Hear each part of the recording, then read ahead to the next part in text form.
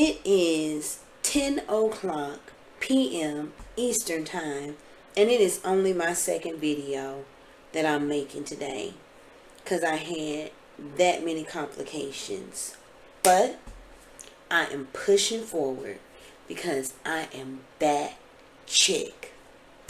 I want you to grind me up, roll me like you love me, make it last enough, stroke me while you smoke me.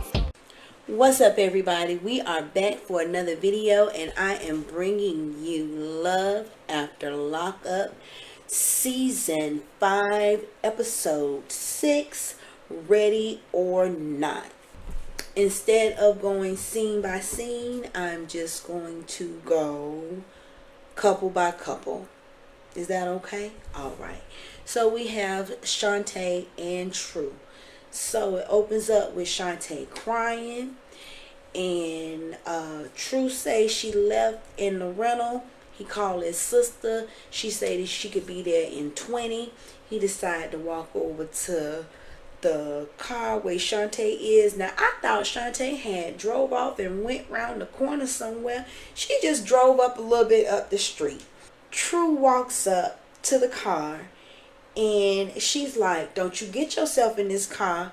He gets in the car, he sit down, he like, so you don't love me no more? She like, nigga, don't touch me. And he said, we could still be friends. She said, I don't want to be your friend. Look, what do you want from me? What do you want? She is just so overwhelmed with emotion. She just gets out the car. She's like, I am over this. I'm over it. She gets out the car, and he gets out the car behind her. They playing Ring Around the Roses. She get back in the car, and so then he like, well, damn, I guess it's over. So he closed the door. She drive off, and then we see her 2 months later. We see her back in her hometown, getting ready to meet up with her bestie, and I guess this would be her eldest daughter, well, one of her daughters, at the baby store, because her daughter is 30 weeks pregnant. And Shantae shares in her confessional that, it was about 2 weeks. It took her about 2 weeks to get over her depression. And while she still misses True, she's feeling better now. She got her new job. She moved into a new home. She's, feeling like herself again. So it's a good thing. So they're in the store, and I heard them sharing like a baby name or whatever. So Shantae picks up this bag, and she's like, what you think about this bag? And it was like, it's a cute bag.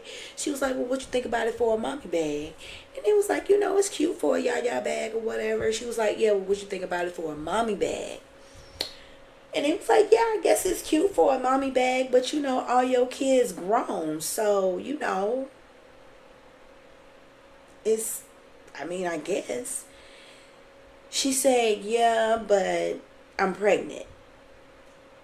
And they were like, what? You pregnant? She said, yes, I'm pregnant. Now, the gag is, the daughter seemed pretty, she was shocked, she was surprised, but she was pretty welcoming of the news. The friend, to me, was shady. She was shady, and she was aggy. She was like, well, whose baby is it? And Shantae said, bitch, what? She said, it's True's baby. She said, well, how is it True's baby? Y'all ain't been together for some time. What you mean, how is it True's baby? I ain't been with nobody else since I've been with True. So what you trying to say? She was like, oh, for real? Yes, for real, friend. Oh, wow. Well, do you have pictures? So then she showed a picture of the ultrasound sonogram or whatever, and then they see 2 babies. She's pregnant with twins. The friend asked, well, how this happen? How you get pregnant? She said, I mean, he was the only one I was having sex with. And the daughter was like, spare me the details. I know how you get, I know where babies come from. I know how you get pregnant. I'm like, I'm with you, girl. So I'm like, why is she being so skeptical of her friend? I can understand concern, but she was more skeptical of the information that she was sharing. It was like she didn't believe it. And I'm like, okay, whatever. So the friend shares in her little confessional that, you know, she doesn't want her friend to be pregnant from True. She is concerned for Shantae because she knows that she's going to have to be prepared to be a single parent. And she's also afraid that Shantae is going to go back to True. And this is what she said. She would go back to True. She would go back to True out of desperation. So you called your friend desperate. Okay. So Shantae says that she hasn't told True yet, but she knows that she has to tell him. Like, you know, with or without him, she was keeping her babies. So good for you, Shantae. However you want to do it. So then she then calls True up to see what he's up to. He said, you know, the usual, as if she would know what the usual was. And he said living his best life. I think he is so immature and ignorant, but nevertheless, the conversation goes on. She starts kind of like not really carrying a conversation. It sounds more like an interrogation. I'm not big on people asking me a bunch of questions because I'm not a big question asker. But she started asking a lot of questions. You know, who you staying with? You still staying with your mama? What happened with your sister? Why you not staying there no more? Where you work at? You know, how much you making? You missing me? You know, it was real PO. So also want to point out when she did mention that the previous communication they had, he said, I'll miss you, as in I will miss you, meaning this will be a past tense. So he had no intention of there being any further communication, sounds like to me. But also True mentions that he's staying with a female friend, and so they asked, you sleeping with the female friend? He said, we're not going to get into that. And when the POs found out, you know, that the address had changed, now he got to do a little check-in to make sure he stays straight so he could stay out. And so then Shantae breaks the news, and he like, am I being punked? You serious? She like, yes, I'm pregnant. I'm 14 weeks. And there's more to the story. I'm having twins. He like, whoa, whoa, whoa, whoa, whoa. You serious? Like, you for real, for real? She's like, I told you I had some life-changing news to share. He said, yes, you did. So he like, well, what we gonna do? He's like, well, how you feel about it? Is this good news? Is this bad news? And I'm like, I mean, when you just drop a dime like that on somebody, it's news. Y'all not together. So it's news. It's just news. But she said, I'm going to work this out and I'm going to do it on my own. And he said, we're going to have a conversation about this. So I'm going to come up there and we're going to talk about it. She said, don't bring your ass up here. He said, ready or not, I'm coming. She like, damn. So now we back up in the sanctuary in the church house. And Karen is sitting up there and she's rocking and she's just going through a whole lot of things. And she's 1 minute she looked like she's crying, and the next minute she looked like she's laughing. And then Troy shares with us that she is under spiritual attack. She is under a gummy attack. And I was like, I have never seen that in my life. I mean, I have never seen that in my life. So, yeah, Zariah is saying that she wants to have a closer relationship with her mother-in-law, but it's like dealing with another child, and she's like, it's just too much. Mr. Henry is going on with the sermon, and Miss Karen is like, this is dragging. And so then she walks out. She walks out the church. Troy goes out to check on her in the parking lot. And she said, look, I want to get out of this dress. I want to eat. I'm high. I'm over it. Y'all got me out here. This is too much. I didn't know we was going to be here this too long. They talking too long. She said, I had 3 gummies, but she told us at the house she had 2. She said, I can't. This is too much for her. It's too much. And I empathize. I empathize. I have had a mixture of chemicals, cannabis, and alcohol, and I did not know that those 2 concoctions did not agree with each other. And yes, it just created a whole different kind of spirit. And Troy is just like, that's what you get. You shouldn't have did it.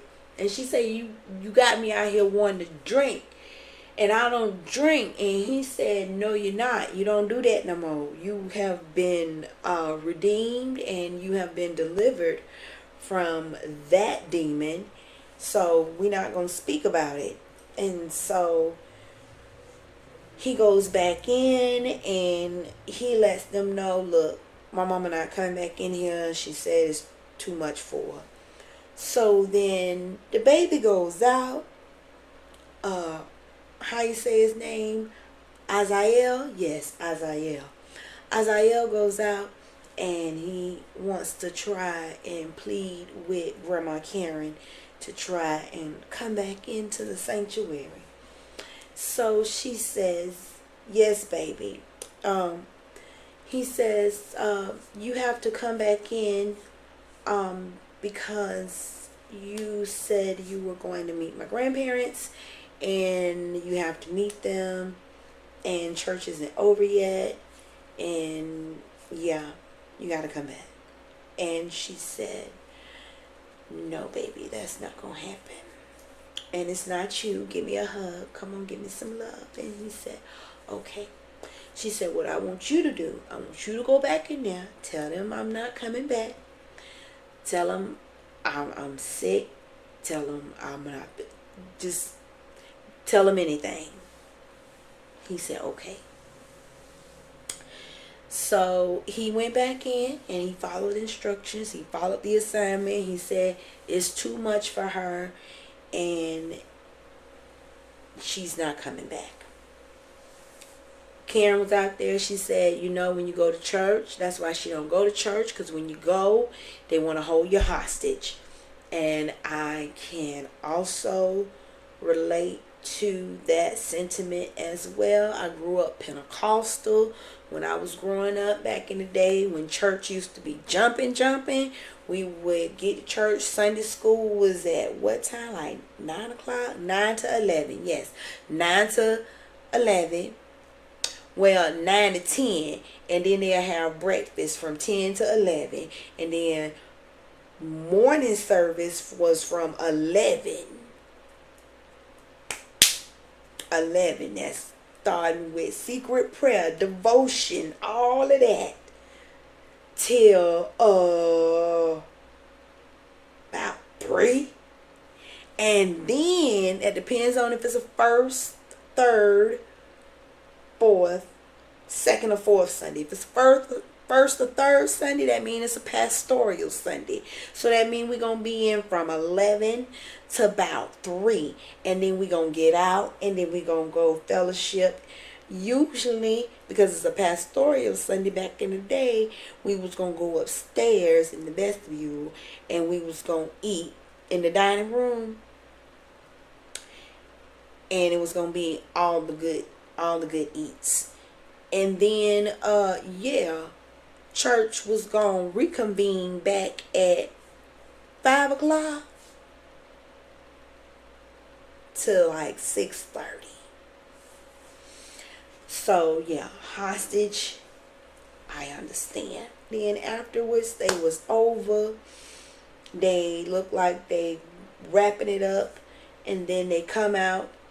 The parents come out and meet Miss Karen. Miss Karen is in the car. And Miss Karen say she felt exposed. She say, I felt exposed. And said, why you felt exposed? She say, because, he was up there and he was giving the word and I was feeling what he was saying. And, I was feeling everything. And then you exposed me. And so Zariah's mama said,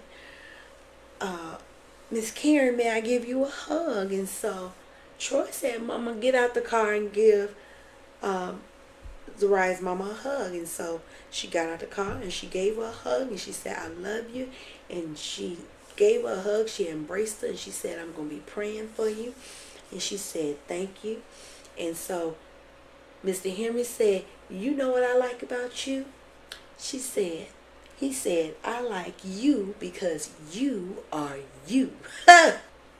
And so Troy was sharing with his in-laws how he felt blessed. And they wanted to impress upon him his calling to the ministry. And he said, nay, while he does feel blessed, he has other plans for his life, and he is not trying to see being a preacher man. Now we gonna move on over to Joey and Kim. Now Joey gets back to the house, and Kim got this look on her face, and he like, why you looking upset? She like, why'd you leave? He's like, it's okay. And he's like, I love you. And so, where have you been? He's like, nowhere. She's like, you've been gone forever. He's like, no, I haven't. It's like, yes, you have. It's like, no, I haven't. You've been gone an hour, 27 minutes, and 14 seconds. And she can vouch for that because she has the AirTag in his car. And if only he would share with her where he went, she wouldn't have to chat. So then they go ahead and they start getting ready for the Christmas dinner. When so Miss Tammy arrives, and which is Joey's mother and his sister Savannah, and as they are preparing and setting up the dishes and things, Savannah and Joey go out to talk, and she expresses her hurt. she expresses how her brother hurt her with his addiction. And she is hoping that he has true intentions to turn his life around and rebuild the trust that was once there. And Joey says that, he wants to get his life back on the right track. He's done with his past. He don't live there no more. And he is ready to make that change, Michael Jackson.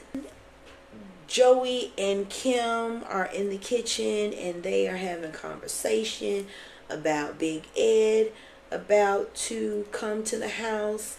And Kim says, my daddy gonna want to talk to you about you allegedly stealing that dirt bike. He ain't letting up off that. So Joey just says, I just gotta show Poppy that I've changed and I'm not the same person that I used to be. And then in walks Ed. And Kim goes over to greet her daddy.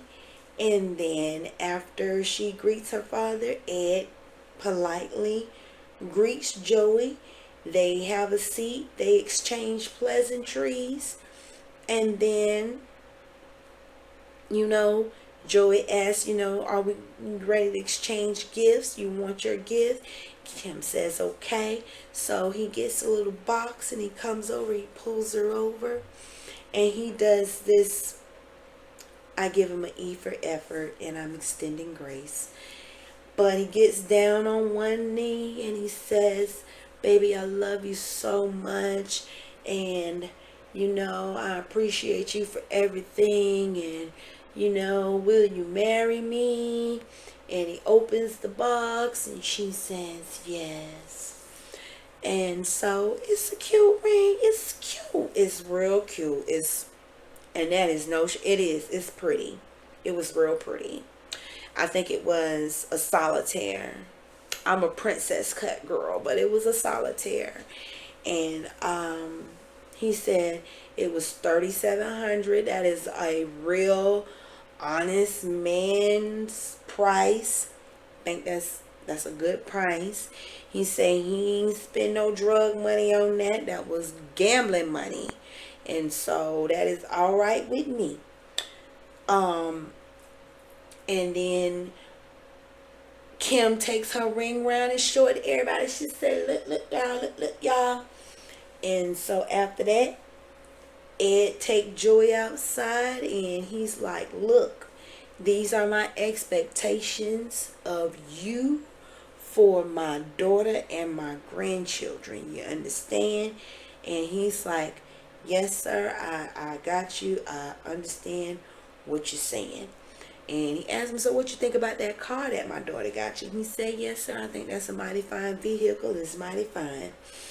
And then he says, now, I want to talk to you about my dirt bike. I know you stole it. And my son believes you stole it. So did you steal it? And Joey says, I've done a lot of things. I have never come in anybody's yard and stolen any property. Now I have purchased stolen property, but I am done with that life. That is behind me. And I am here to tell you that I want to be an honest man. I want to make an honest woman of your daughter. And I want to be a good stepfather to your grandchildren. I am here to do right. And so that is Joey's pledge and promise to Big Ed. And Ed extends his blessing to Joey. But then Ed lets us know he still has his third eye on Joey. And he gives Joey 3 months before he's back on that rock. Now, moving right along. We are in my state of Florida with Bianca and Daniel. Bianca, I can't even say you make Floridians look bad. You fit the description of. You are an accurate description. That's all I can say. You are an accurate description of some Floridians. So we have Bianca and we have Daniel. Bianca is this naive 23-year-old traumatized girl who is mentally unstable, and open up the scene with her expressing to Daniel how his father asked her, was she mentally unstable, upon their first conversation. And I think while it may have been crass, he could have at least said, hello, how are you? And then kind of prepared her with, I want to ask you a serious question, before he just gutted her with that. It was still valid, because she does come off as a little, as Haley said, delusional in her own whimsical world. Haley expresses her concerns, and she wants to know, is Daniel in a position, and is he prepared to, treat Bianca right? Is he going to be good to her? Because she lets him know off jump, look, I don't trust you because I don't know you. So don't expect me to trust you. But this is what I can tell you. Because I do trust Bianca, I can say that I can trust you because I trust her. And I'm like, well, for her to make this kind of decision, I can't trust her. So then, after they get off the phone call with Daniel, Haley then shares with Bianca how she thinks that her decision is somewhat delusional. And when people talk to her about her decision, she gets very defensive, because she is looking at it from this, oh, I'm in it for love. And so she says, I am. And so then Bianca shares with Haley that Daniel proposed to her over the phone, and she sent him marriage papers while he never signed them or filled them out or anything, because he then expressed to her that that proposal was an emotional, it was an emotional blurb. It was an act of emotion. He was rescinding that proposal. Bianca was like, nope, it's staying on the table. We're engaged. And I'm just waiting for him to give me a ring. So they have a video visit. They get one a week, and she makes sure that she, is in her video visit required attire. And they express how excited they are to see each other. Daniel says he has 29 days left, and he feels very lucky for this moment to be approaching. They start talking about the drinking, and Bianca feels like it's okay for her to drink anytime, whenever, whatever. And if she wants to even get drunk, and throw up, that's fine too. And Daniel's like, I don't know how I feel about that. I feel a little, I feel a little uncomfortable. But hey, if I need to hold your hair back over the toilet, I'll be there. But I hope that, you're not drinking whole bottles of wine on the regular. And she's like, I just wish this was a normal relationship. And he's like, whoa. She's like, I'm sorry, was that not a cool thing to say? He's like, just caught me off guard. I wasn't ready. And so she's like, are you going to be prepared for when you get out? Like, he's like, I am like stoked for the opportunity ahead of me. There's a upcoming job fair, so I'm looking forward to upcoming employment.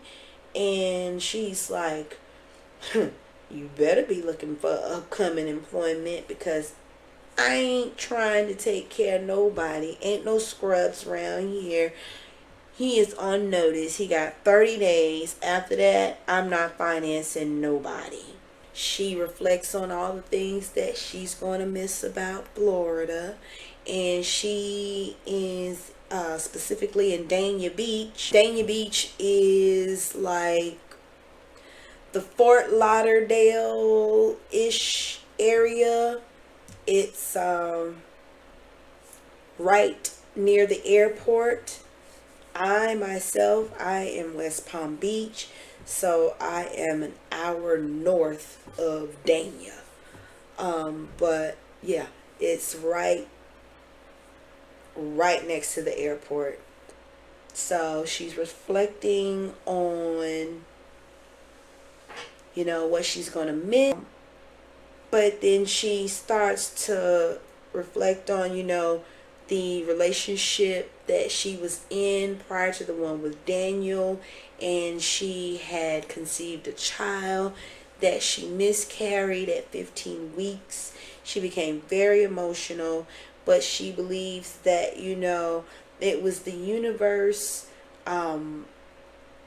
making it possible for her to be aligned with Daniel, because had it not been so, she would have been stuck, as she said, with a very toxic person, had she been able to bring forth life to that child.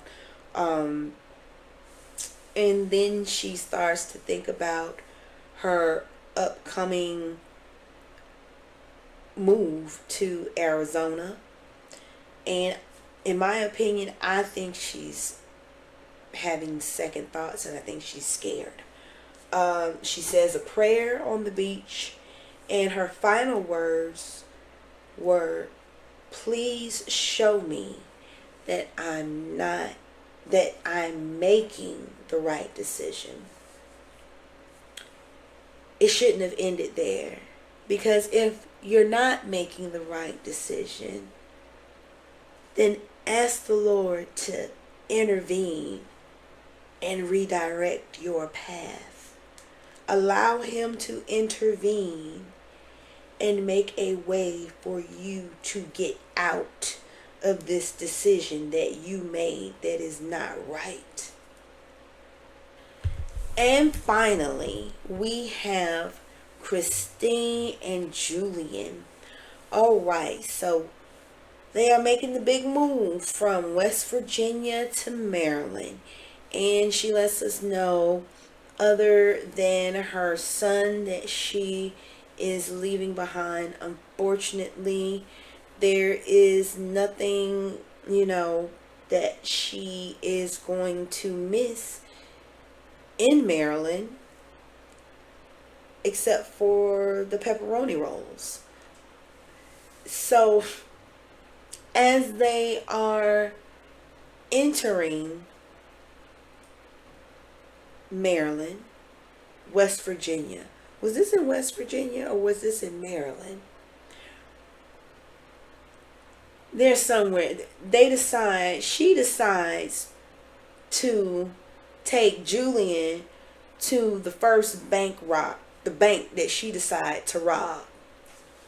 Now she says that it was his idea, and he suggested it. He wanted to see it, but it didn't look like that's something that he wanted to see. And upon them approaching the location, she had a pen and a pad, and she is describing the whole, like, actual process. And then she proceeds to put her hoodie up on her head. I'm like, is she doing a reenactment, or is she like getting herself prepared? What is going on? This looks all wrong. Why do you need a pen and a pad? Why couldn't you just drive by and just stay in the car? Why did you have to get out with the pen and the pad? That just does not look right. And then, next thing you know, a police car rolls up. And then they get back in the car. And then she's like, oh, I don't feel comfortable. You know, it's a part of the stipulation of my parole. I have a, contact order. If I have any contact with a police officer in any capacity, I have to report that to my PO. And, any slight type of situation could land her back in jail. But why would you go back to the scene of the crime? So this lady is glorifying 6 robberies. She committed 6 robberies in 3 states.